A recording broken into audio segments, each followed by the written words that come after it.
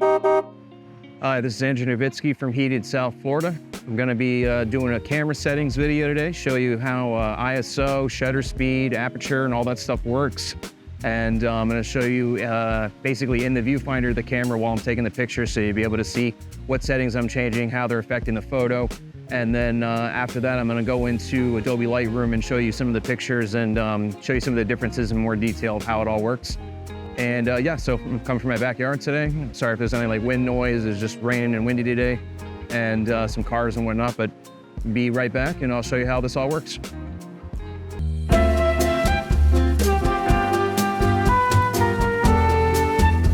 Okay, so I'm back and I'm gonna show you some cool stuff here with some of these camera settings. Right now, I'm gonna just show you right here what f/22 looks like so that I can go and show you what f/28 looks like, but this is aperture that I'm explaining right now. Aperture essentially lets in more light by opening up the iris of your lens, as you can see, but everything's all, bright and overexposed. Now I want to darken it. Oh man, what am I doing here? Changing the shutter speed. You can see it's doing a similar thing. It's getting brighter or darker. So as I just changed my shutter speed here and I take another picture, before I even get into ISO or whatever, you can see the difference in these two pictures. Look at that. You basically have, there you go. You can see how the f/28 image is blurry. See, the f/28 image is blurry, but then this one here is sharper and there's more stuff in the background.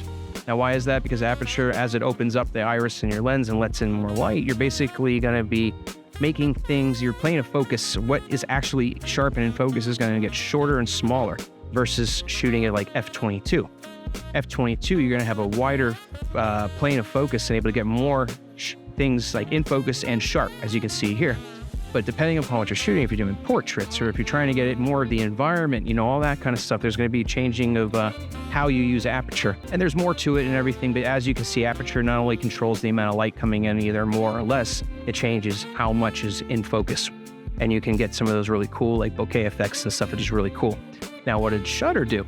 Now, shutter basically is a curtain that sits in front of your lens, and it basically will control the amount of time that the sensor or the piece of film is exposed to light. So when you do that, you're basically going to have, for like say getting more light, you want to slow down your shutter, which lets in more light. And then if you want to get less light, you raise the speed of the shutter so it's faster, so you can actually take more pictures per second. But here's the problem though, is that like when you start slowing down your shutter, you start getting like, motion blur and other, effects, like say you have shaky hands and stuff. Oh, my dog is probably going to start howling and barking here. Anyway, you can see how it darkens and brightens the image, just like, the aperture does.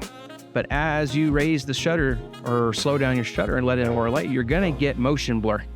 So if I, for instance, go all the way to like say 1/15, then I drop my aperture down enough to get a normal exposure. Sorry about my dog there, guys.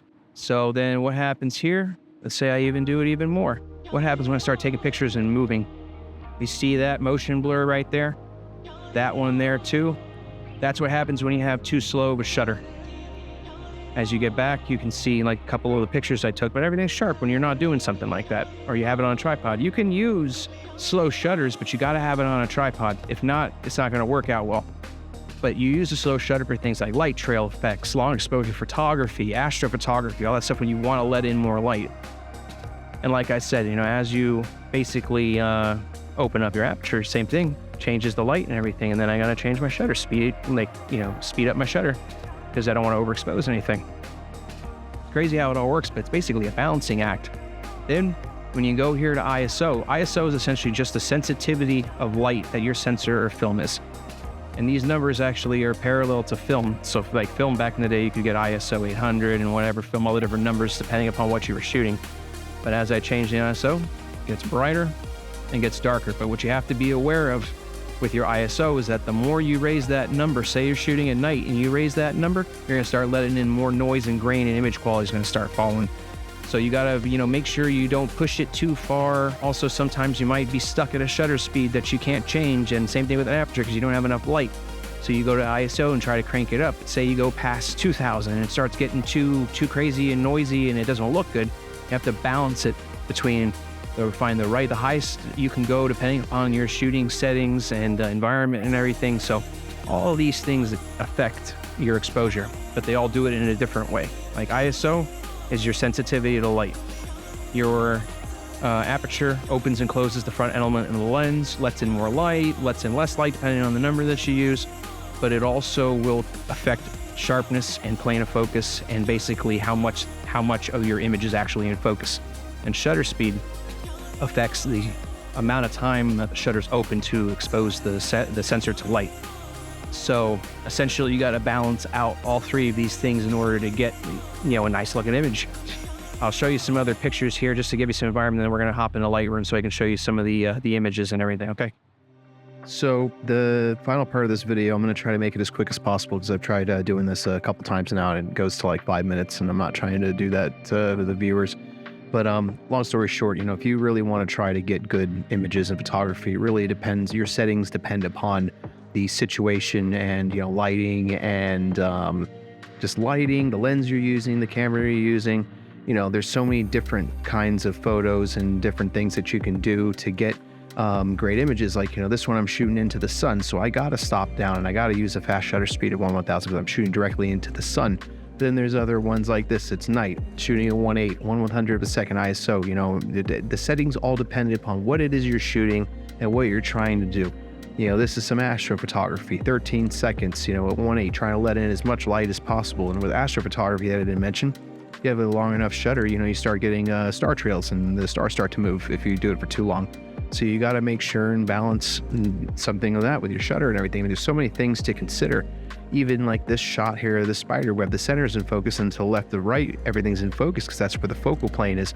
But everything behind it and in front of it is all blurred, and you get all these nice little out of focus effects and stuff. But long story short, it's all about the particular situation and the lighting and, just the different variables that go into it. And you learn a lot from trial and error and, trying to get good photos. You have to learn from experience, and you have to, practice and just see what it is you're trying to shoot. What look are you trying to go for? There's a lot of different things that go into a good photo, and sometimes the wrong settings can, turn it into a bad photo. You just got to learn. After a while, you'll see, how the lighting is, and where if you're in the shade, and you'll learn after a while, like generally at an area of what you can and can't do. The more that you try stuff, and it's just you'll experience things over time, and you'll learn. And I hope this video was able to teach you something. But it's like as time goes on and you keep doing this, you'll learn. For landscapes, you're going to want to have stop your lens down to get more things in focus so that everything is nice and sharp. But then like for portraits, sometimes you might want to shoot from like f5.6 to f1.8 depending on how much blur you want. There's times you want everything in focus, and then there's times you don't want everything in focus. Like even some of these ones I got in Georgia right here, everything's all nice and sharp and in focus and stuff. You get to see everything because I was on vacation. I want to be able to see everything. I'm not trying to blur out the background. But then there's times where I'm at the zoo and I want to get a nice little bit of blur behind the animal there, and get a nice little effect with the background and stuff. All depends. And then like I said, it depends too how close you are to your subject, and it also depends too on the sensor size of your camera.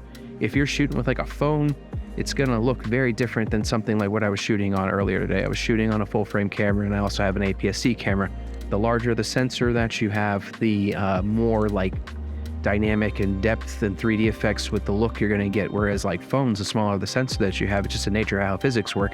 They're gonna be more like if you stopped your lens down a lot, everything's gonna be sharp and in focus. So it's like the bigger the sensor, you end up, and then the bigger the glass and the bigger the image circle, you end up changing the look of the images that you get even from that. I mean, that's a whole other story, and there's so many things I can't even go over trying to talk about all this in this video. I'm already getting almost to 4 minutes here.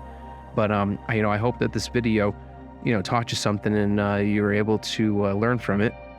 And it's just it's a trial and error learning experience type thing. You just keep trying and keep learning, and I hope that I was able to give you some insight and everything. And if you have any questions, leave it down in the comments, and please like, share, and subscribe. This is Andrew Novitsky from heated South Florida.